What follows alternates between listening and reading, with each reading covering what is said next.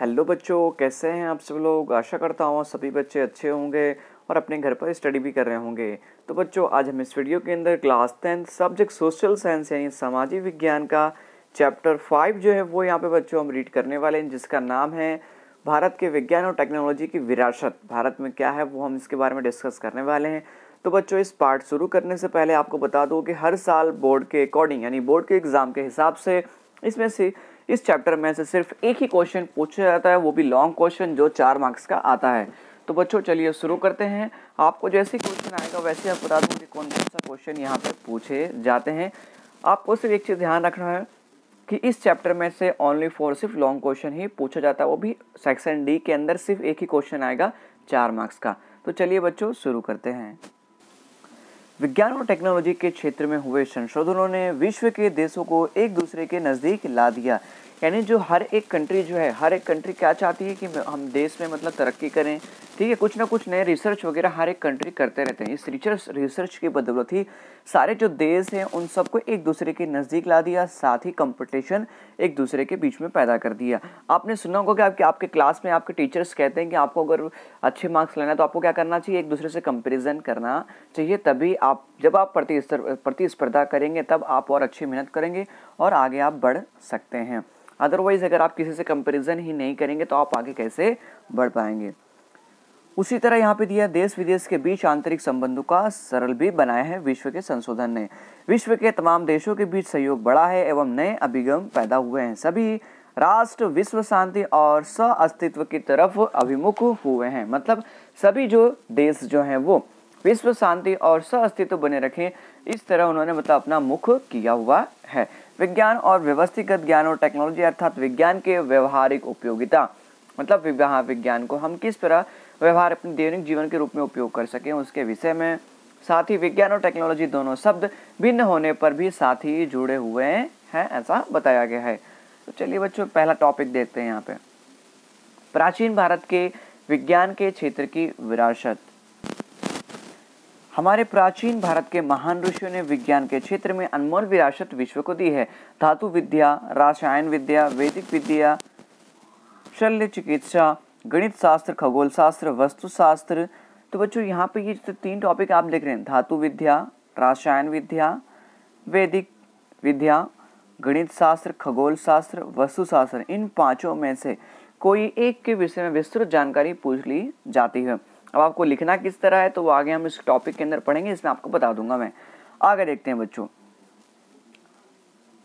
मतलब इन सभी के क्षेत्र में, हमारे विज्ञान के क्षेत्र में हमारे जो ऋषि मुनि थे भारत के, उन्होंने महत्वपूर्ण योगदान दिया इन सभी के क्षेत्र में।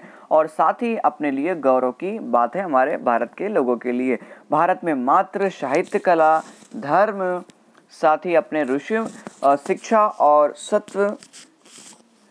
तत्व चिंतन जैसे क्षेत्रों में ही योगदान नहीं दिया, बल्कि विविध विज्ञान और टेक्नोलॉजी के क्षेत्र में भी अपना श्रेष्ठ योगदान दिया है भारत ने। अर्वाचीन यानी बहुत समय से अर्वाचीन युग के संशोधनों के द्वारा पता चलता है कि भारत के आध्यात्मिक विचारधारा के साथ साथ वैज्ञानिक दृष्टि बिंदु भी रखता था। यानी आध्यात्मिक विचारधारा तो रखता ही था, साथ ही भारत जो है वो वैज्ञानिक दृष्टि बिंदु भी रखता था। अधिकांश वैज्ञानिक और टेक्नोलॉजी खोजों में किसी न किसी रूप से प्राचीन भारत के विज्ञान का तत्व जो है वो शामिल है। उसके बाद अगला टॉपिक हमें दिया गया है भारत के विज्ञान क्षेत्र की विरासत में, पहला धातु विद्या के विषय में दिया गया है। तो चलिए बच्चों देखते हैं, प्राचीन से ही भारत के लोग धातु विद्या का अपना एक व्यवहारिक जीवन में उपयोग करते हैं। प्राचीन भारत ने धातु विद्या में अद्वितीय सिद्धियां प्राप्त की हैं।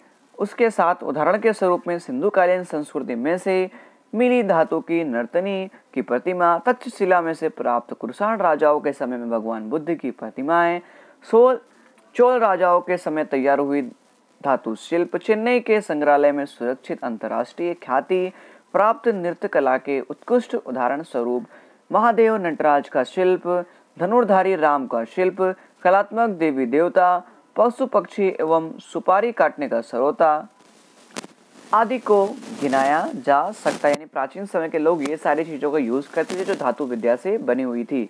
साथ ही ये सभी बहुत ही महत्वपूर्ण स्थान रखते हैं। ये धातु शिल्प बनाने की परंपरा 10वीं और 11वीं सदी में ही शुरू हुई थी, यानी धातु विद्या।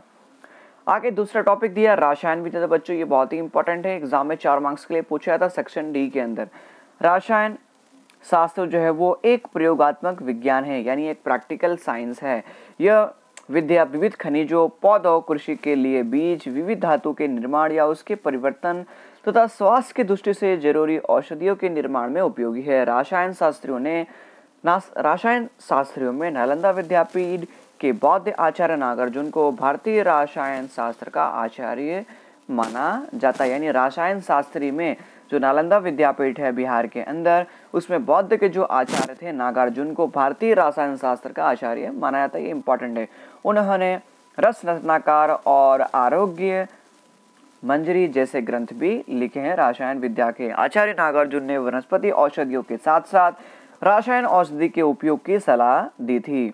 पारे को भस्म करके औषधि के रूप में उपयोग करके प्रयोग की शुरुआत उन्होंने ही की थी, ऐसा माना जाता है। नालंदा विद्यापीठ में रसायन विद्या के अध्ययन और संशोधन के लिए अलग रसायनशाला और भट्टियां थी। साथ ही रसायन शास्त्र के ग्रंथों में मुख्य रस, उपरस, 10 प्रकार के विष एवं विविध प्रकार की क्षारों और धातुओं की भस्म का वर्णन जो है मिलता है, मतलब गर्म करके बनाना, उसे भस्म कहा गया है। रसायन विद्या के उत्कृष्ट तो धातु में से बनी भगवान बुद्ध की मूर्ति दिखाई देती है। साथ ही बिहार के सुल्तानगंज से मिली हुई बुद्ध की ताम्र मूर्ति जो 7.5 फुट ऊंची है और जिसका लगभग वजन यहाँ पे 1 टन दिया हुआ, यानी 1000 किलो दिया गया है। जबकि नालंदा से मिली हुई बुद्ध की मूर्ति तो 18 फीट ऊंची है। और इससे भी अधिक आश्चर्यजनक उदाहरण तो यह है कि वो मूर्ति, उसका वजन जो है लगभग 7 टन है और साथ ही 24 फुट ऊंचा विजय स्तंभ भी है, जिसका निर्माण सम्राट चंद्रगुप्त द्वितीय ने यानी विक्रमादित्य दिल्ली में करवाया था। आज तक वर्षा, धूप या छांव में रहने के पश्चात इस लोह स्तंभ पर जंग नहीं लगा। ये भारतीय रसायन विद्या का एक उत्तम उदाहरण है। अगला टॉपिक बच्चों हमें दिया गया यहाँ पे वैदिक विद्या एवं शल्य चिकित्सा। प्राचीन काल से भारत ने वैदिक विद्या एवं शल्य चिकित्सा के क्षेत्र में अभूतपूर्व सिद्धियां प्राप्त की हैं। भारतीय वैदिक शास्त्र के महान प्रणेता महर्षि चारक, महर्षि श्रुतरुद्र एवं वकभट्ट ने अपने संशोधन से वैदिक शास्त्र में उच्चतम शिखर प्राप्त किया है, यानी कह सकते हैं शिखर तक पहुंचाया है। महर्षि चारक ने चरक संहिता नामक ग्रंथ में 2000 से भी अधिक वनस्पति औषधियों का वर्णन किया है और साथ ही महर्षि श्रुतरुद्र संहिता में शल्य चिकित्सा के ऐसे धारदार संशोधनों का उल्लेख किया है जिसमें सिर के बालों को खड़ा चीरकर 2 भागों में कर सकते थे, यानी जो सर के जो बाल थे वो बालों को खड़ा चीरकर उसे 2 भागों में किया जा सकता था। उसके बाद आगे वकभट्ट ने वकभट्ट संहिता की यहाँ पे महत्वपूर्ण ग्रंथ है उनका, जिसमें चारक संहिता, श्रुतरुद्र संहिता और एवं वकभट्ट संहिता, ये तीनों ग्रंथ प्रत्येक वेद के लिए अत्यंत ही उपयोगी हैं। तो बच्चों यहाँ पर आप जो ये फोटो देख रहे हो ये महर्षि चारक का फोटो दिख रहा है, ठीक है बच्चों। और उसके बाद यहाँ पे नीचे आप जो देख रहे हो ये महर्षि श्रुतरुद्र का यहाँ पे जो फिगर आपको दिख रहा है। प्राचीन भारत के हिंदुओं के औषधि शास्त्र में खनिज, वनस्पति एवं प्राणी के वनस्पति का विशाल संग्रह शामिल है। दवा बनाने की बारीक विधियों के साथ साथ दवाओं एवं उसका वर्गीकरण तथा दवाओं का उपयोग हेतु सूचना भी दी गई है। वे प्याले के आकार का पट्टा बांधकर खून का परिभ्रमण, यानी खून जो कितना मतलब वहाँ पे जा रहा है कि नहीं, सप्लाई हो रहा है कि नहीं हो रहा, उसका जो परिभ्रमण है उसे रोककर शल्य चिकित्सा कर सकते थे, यानी खून को रोककर। पेड़ों, मूत्राशय, हर्निया, मोतिया, पथरी, भंगदर आदि का शल्य चिकित्सा कर सकते थे। टूटी हड्डियों को व्यवस्थित कर सकते थे और साथ ही शरीर में प्रविष्ट बाहरी पदार्थों को कुशलतापूर्वक बाहर निकाल सकते थे। टूटे हुए कान या नाक के चिकित्सा को प्लास्टिक सर्जरी भी जानते थे। मोम के पुतनी या मूर्त शरीर के शल्य चिकित्सा के द्वारा विद्यार्थी को प्रत्यक्ष ज्ञान देते थे। प्रसूति के समय कठिन ऑपरेशन से भी हिचकिचाते नहीं थे। इसी तरह से स्त्री और बाल रोगों के विशेषज्ञ थे।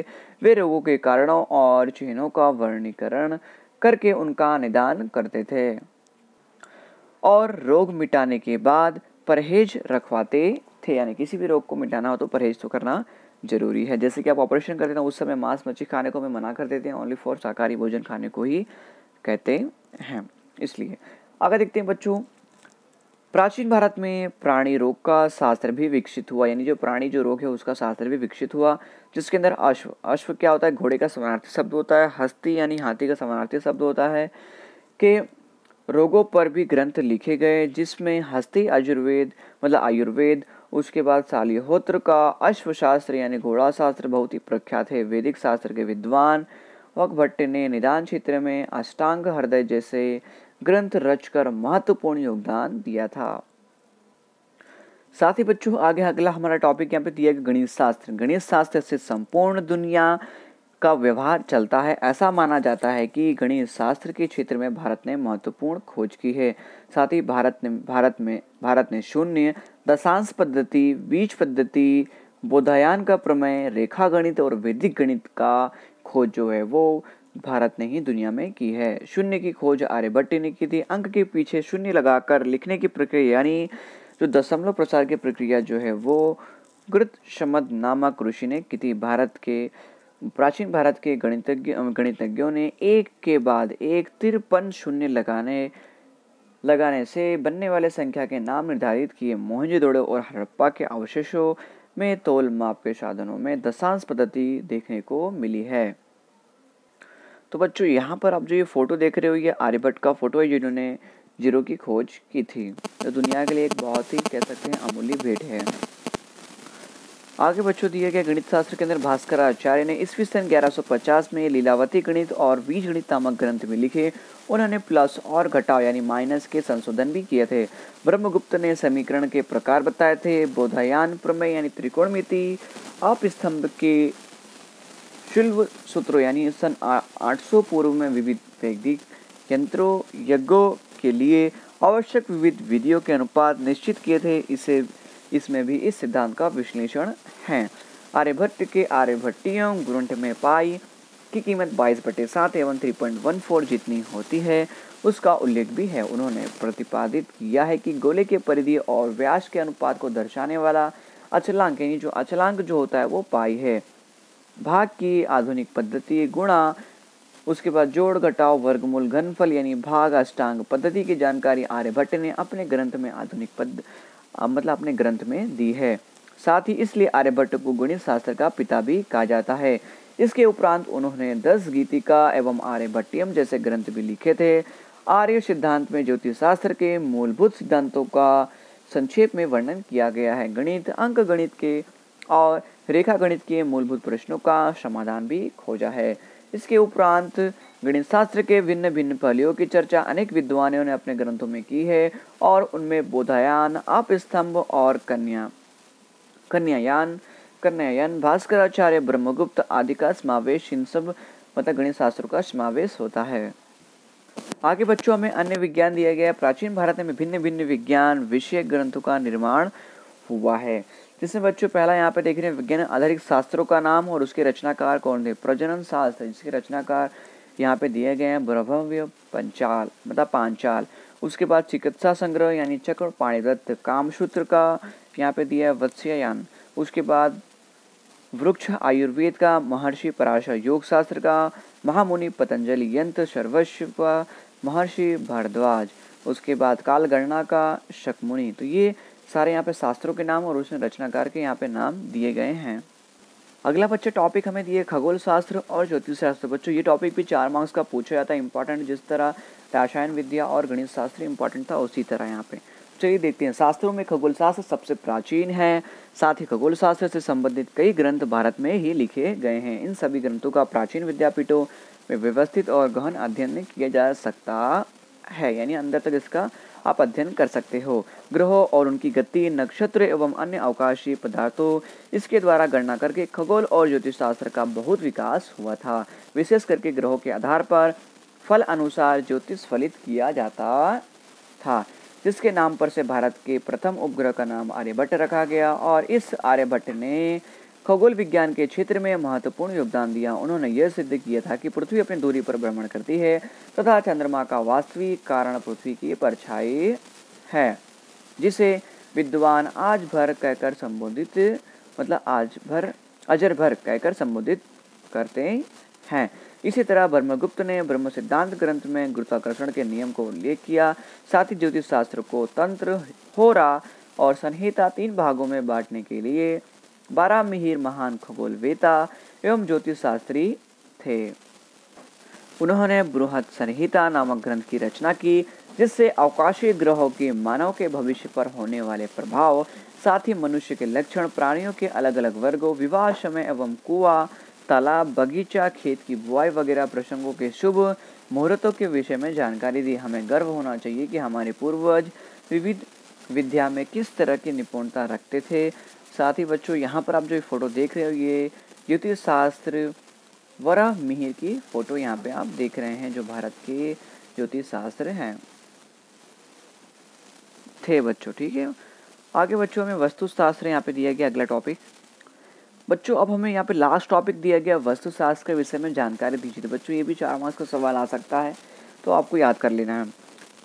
प्राचीन भारत की वस्तु शास्त्र के क्षेत्र में महत्वपूर्ण योगदान दिया है। वस्तु शास्त्र ज्योतिष शास्त्र का अविभाज्य अंग है, यानी जो वस्तु शास्त्र जो है वो ज्योतिष शास्त्र का क्या है, अविभाज्य अंग है। ठीक है बच्चों, जिसकी गणना महत्ता एवं प्रशंसा विश्व के अनेक देशों में स्वीकृत रही है, मतलब स्वीकार सभी देशों ने की है। प्राचीन भारत में ब्रह्मा, नारद, बृहस्पति, भृगु, वशिष्ठ, विश्वकर्मा जैसे विद्वानों का वस्तु शास्त्र में विशेष योगदान रहा है। वस्तु शास्त्र में रहने की जगह, मंदिर, महल, अश्वशाला, किला, शस्त्रागार, नगर वगैरह की रचना किस तरह करना, किस दिशा में करना आदि सिद्धांतों की जानकारी दी गई है। बृहद संहिता में वस्तु शास्त्र का उल्लेख है। 15वीं सदी में मेवाड़ के राजा कुंभा ने वस्तु शास्त्र का पुनरुद्धार किया था। साथ ही वस्तु शास्त्र को 8 भागों में बांटने वाले देवों का प्रथम स्थापित स्थपति विश्वकर्मा को वस्तु शास्त्र में जगह की पसंद की विविध आकार, रचना, कद एवं वस्तु की अवस्था, देव मंदिर, ब्राह्मण स्थन, भोजन कक्ष, शयन कक्ष आदि विविध स्थानों की जानकारी दी गई होती है। अब वस्तु शास्त्र के दृष्टि बिंदु में हम परिवर्तन आ गया है, उसे विदेश में भी स्वीकृति मिल रही है।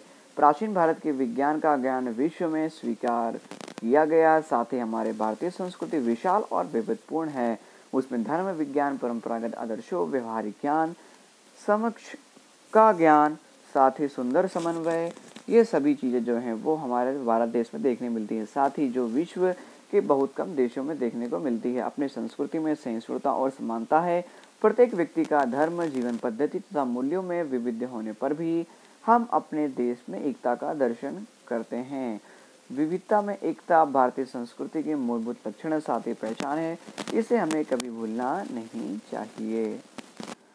तो बच्चों मैंने आपको बताया था कि इस चैप्टर में से ओनली फॉर 4 मार्क्स का एक क्वेश्चन ही बच्चों आएगा। तो यहाँ पे बच्चों पहला दिया है धातु विद्या के विषय में विस्तृत जानकारी। दूसरा यहाँ पे दिया गया रसायन विद्या के विषय में प्रगति का वर्णन कीजिए, दूसरा पॉइंट। और तीसरा पॉइंट वैदिक विद्या एवं शल्य चिकित्सा के प्राचीन भारत का यहाँ पे मतलब महत्व बताइए। साथ ही बच्चों यहाँ पे आपको वस्तु शास्त्र और जो गणित विद्या है, यानी प्राचीन भारत में गणित शास्त्र में क्या प्रगति मिली है, ठीक है ये। और साथ ही लास्ट एक हमारा खगोल शास्त्र, इसके भी इन जो टॉपिक आपने देखे टोटल 7 पॉइंट, इन 7 पॉइंट को याद कर लेना है। उसमें से बच्चों कोई आपको 2 पॉइंट यहाँ पे दिए जाएंगे एग्जाम के अंदर, जिसमें एक अथवा के अंदर पूछा जाएगा सवाल। आप दोनों में से चाहें तो कोई भी एक जो है वो लिख सकते हैं। तो आपको पूरे पॉइंट याद कर लें ताकि एग्जाम में आपको पूरे मार्क्स मिल सकें। जब भी बच्चे आप क्वेश्चन का आंसर लिखते हैं आपको पॉइंट बाय पॉइंट बना के लिखना है, ताकि जो एग्जामिनर वो चेक करते ही आपकी मतलब खुश हो जाए आपसे, और अच्छी राइटिंग में राइट करना है, लेकिन एक लाइन नहीं छोड़ना। ठीक है, एक पॉइंट फिनिश हो जाएगा, उसके बाद उसके नीचे दूसरा पॉइंट नंबर 2 डाल के फिर उसके नीचे तीसरा पॉइंट। ठीक है, इसका खास ध्यान रखना। आशा है आप सभी बच्चों को चैप्टर 5 जो है class 10th Gujarat board subject social science पसंद आया होगा, उसका चैप्टर 5। तो बच्चों मिलते हैं अगले वीडियो में, तब तक दीजिए तनवीर सर को इजाज़त। और अभी तक आपने हमारे चैनल को लाइक, सब्सक्राइब एंड शेयर नहीं किया है तो ज़रूर करें। ठीक है बच्चों, मिलते हैं अगले वीडियो में, तब तक के लिए जय हिंद, जय भारत।